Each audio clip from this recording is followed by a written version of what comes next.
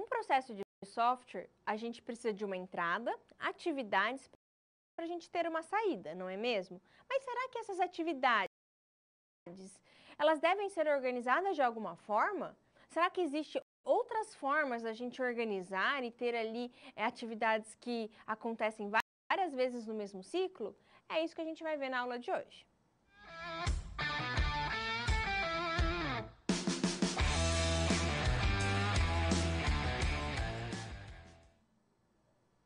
Na aula de hoje, nós vamos tratar sobre modelos de processos. Os modelos de processos abordam, então, a sequência que as nossas atividades dentro de um processo vão ocorrer.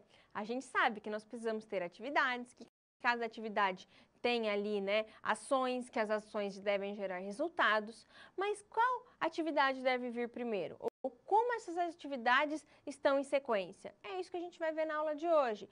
É muito importante a gente pensar que as atividades, muitas vezes, podem ocorrer juntamente, em paralelo, ou elas podem ocorrer de forma minimizada, e assim por diante. E na aula de hoje, então, nós vamos tratar de diversos tipos de modelos de processos, abordando também a metodologia ágil, que é uma metodologia que está super em alta no mercado e que, com certeza, veio aí para revolucionar como a gente desenvolve softwares a partir, de alguns tipos de processos.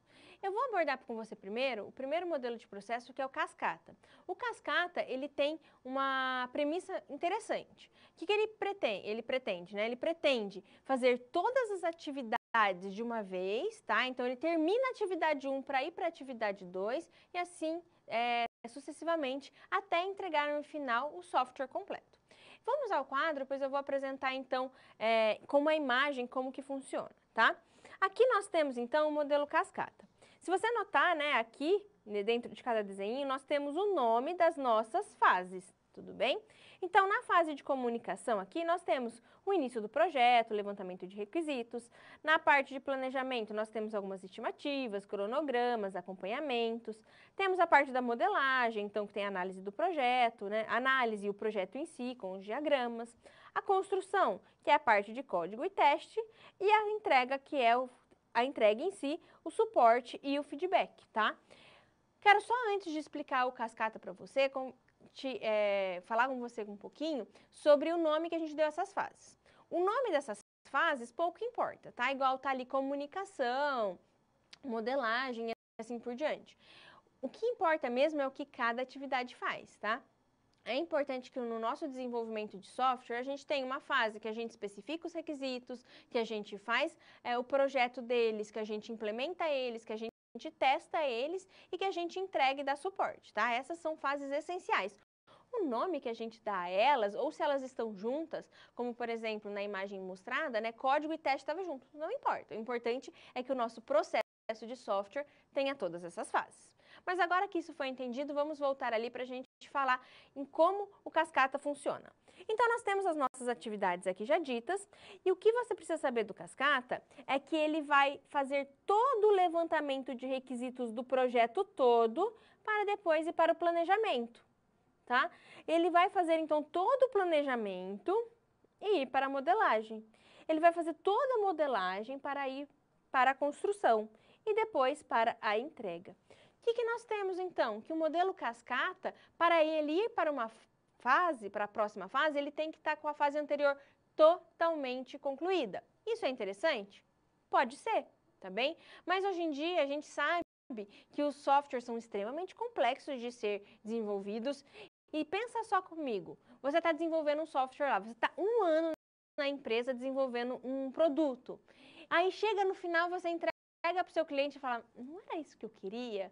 Você vai perder 1 ano, tá? Então, o projeto cascata, ele foi muito bem utilizado, ele foi um dos primeiros ali modelos de processos de softwares, mas a gente tem que entender que muitas vezes ele não é mais aplicado hoje, porque esse levantamento total dos requisitos, essa modelagem completa, essa implementação completa, para depois mostrar para o cliente, a gente pode acabar tendo consequências muito graves, porque a gente vai entregar, então, um produto muitas vezes que não corresponde ali ao que o nosso cliente estava querendo, tá bem? Então, o modelo cascata, ele é utilizado ainda hoje, tá? Principalmente para projetos que não envolvem muitas mudanças, e a gente pode falar, por exemplo, de projetos embarcados que abrangem isso, mas nós não podemos dizer que ele é a melhor solução, já que a gente, quando temos projetos que mudam constantemente de requisitos, com certeza o cascata não é o mais indicado.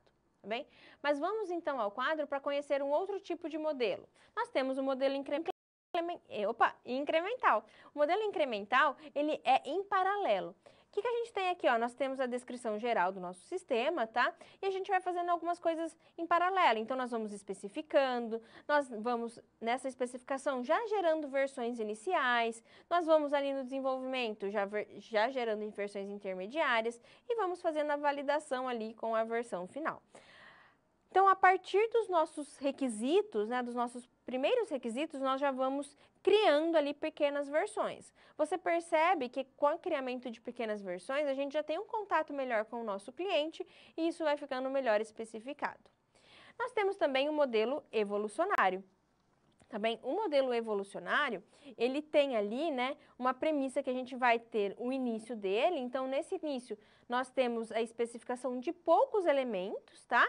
E ele vai, nesse início, então a gente levantou um pouco de requisitos. Nós já vamos fazendo o planejamento, nós já vamos fazendo a modelagem, o código, o teste, tá? E assim por diante.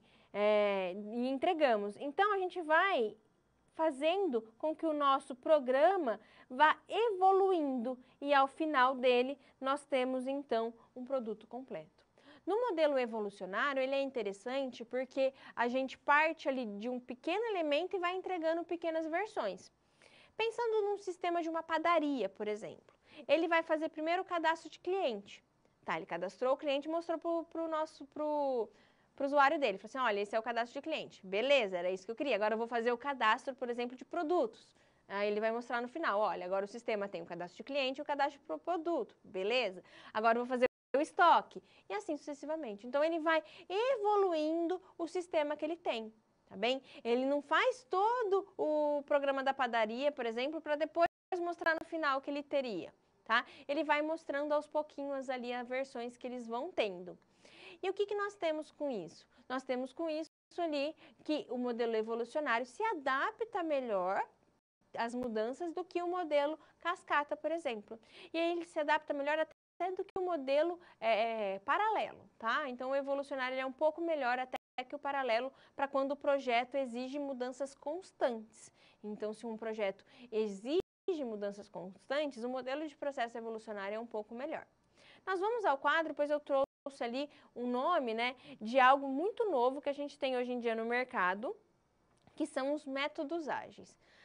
Aqui, então, tudo que a gente viu anteriormente, o cascata, o paralelo, o evolucionário, nós tratamos, então, de métodos tradicionais de desenvolvimento.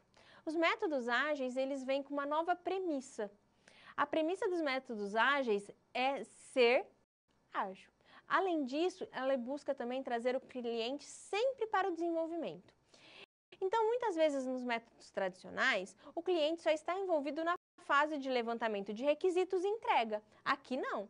Aqui no método ágil, ele está envolvido desde a parte de levantamento de requisitos, na parte de modelagem, na parte, por exemplo, do desenvolvimento também, ele pode estar ali junto com os desenvolvedores. Então, o cliente, ele é parte fundamental do processo como um todo.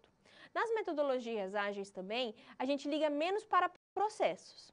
Processos são tão importantes, por que o método ágil liga menos? Não é que ele liga menos, é que ele não fica tão atento aos detalhes.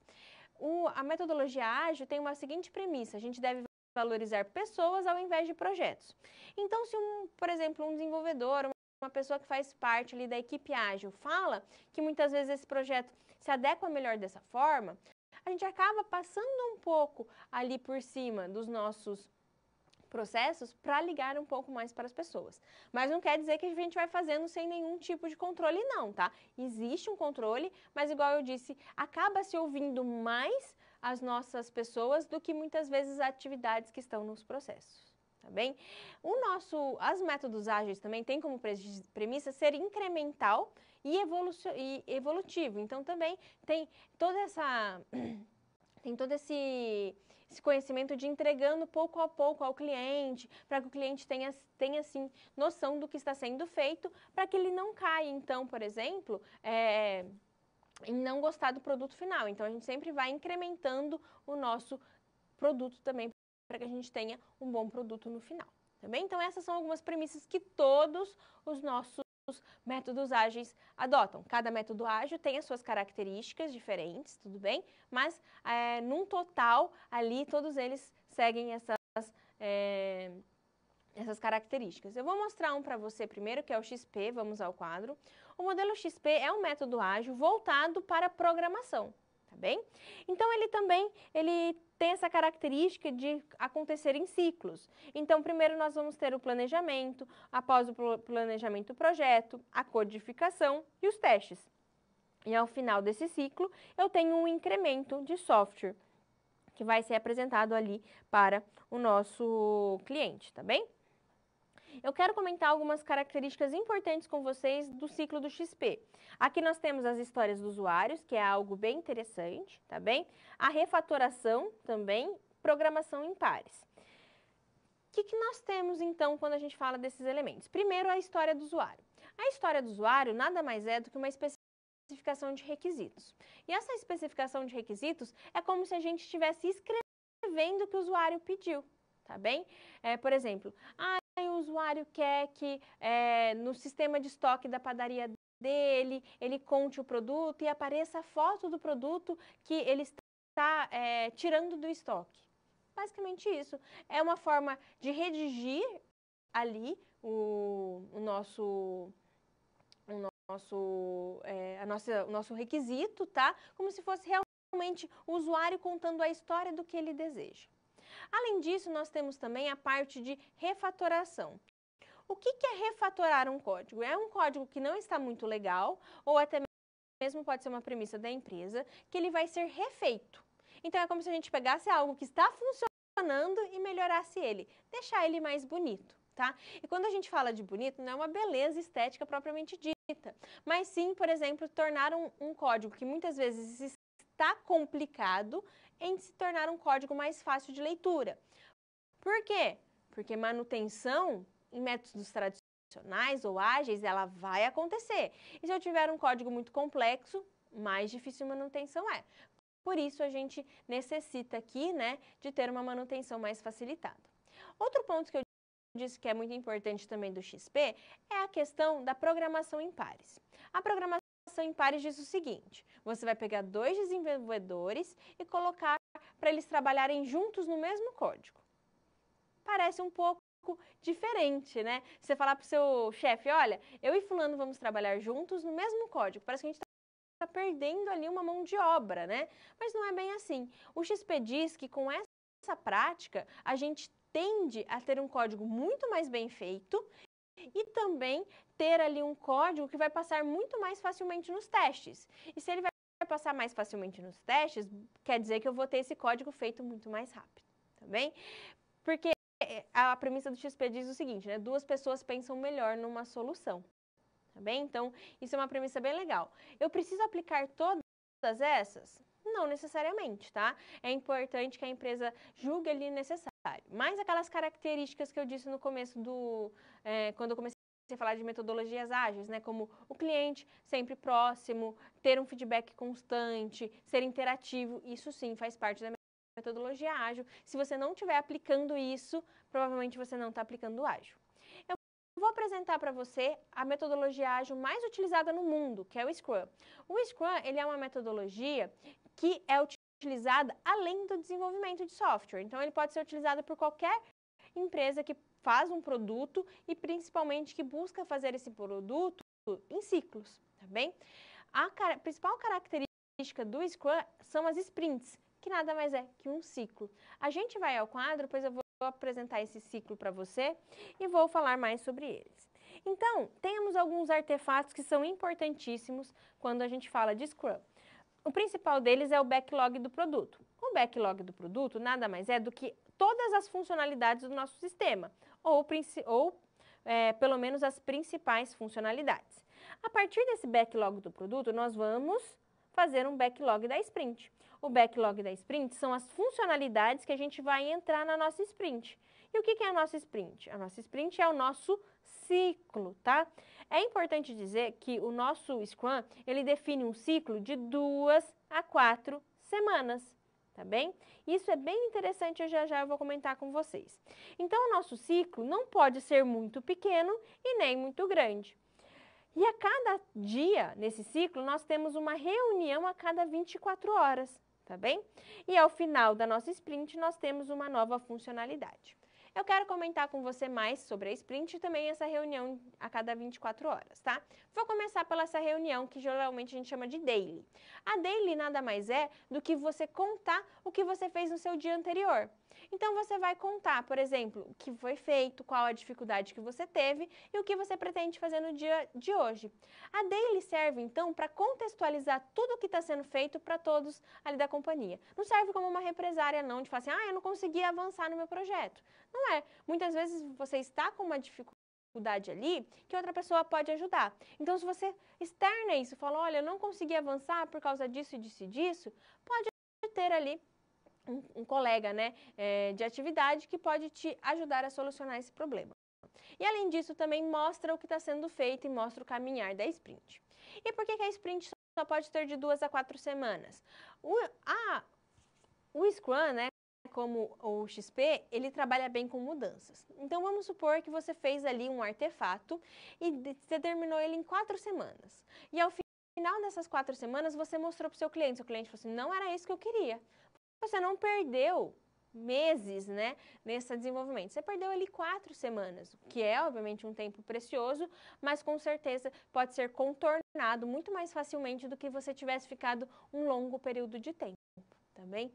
Outro ponto que eu quero destacar é que o Sprint Backlog, que é as funcionalidades que serão realizadas na sprint, devem ser muito bem pensadas, porque, neste caso, a gente não pode ter tempo sobrando, nem tempo faltando dentro da sprint. Então, precisa ali de um conhecimento muito forte, de estimativa mesmo, de atividades, para que a gente não ultrapasse muito o tempo da sprint. Nessa aula, então, a gente falou de 2 tipos de modelos de processos, os tradicionais e os ágeis.